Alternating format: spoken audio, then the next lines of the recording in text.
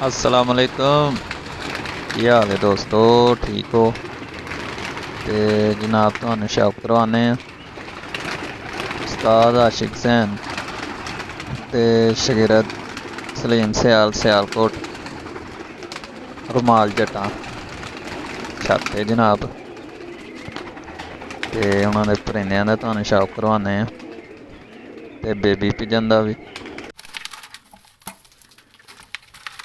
ਇਹ ਜਿਹੜਾ ਨਾ ਬੇਬੀ ਪਿਜਨ ਲੈ ਕੇ ਆਏ ਨੇ, ਛੱਤ ਇਹਨਾਂ ਦੀ ਸਿਆਲਕੋਟ ਜਨਾਬ, ਰੁਮਾਲ ਜੱਟਾਂ ਗਾਉਂ। ਤੇ ਤਿਆਰੀ ਕਰ ਰਹੇ ਨੇ ਜਿਹੜਾ ਨਾ ਜੇਠ ਦੀ, ਤੇ ਪਰਿੰਦੇ ਭਰੋਂਦੇ ਜਿਹੜਾ ਨਾ ਉਡਾ ਰਹੇ ਨੇ ਨਵੇਂ ਬੱਚੇ ਬੁੱਚੇ ਲਿਆ ਕੇ। ਕਰੋ ਹਾਂ ਸ਼ੌਕ। ਇਹ ਬੱਚੇ ਆਏ ਨੇ ਜਨਾਬ।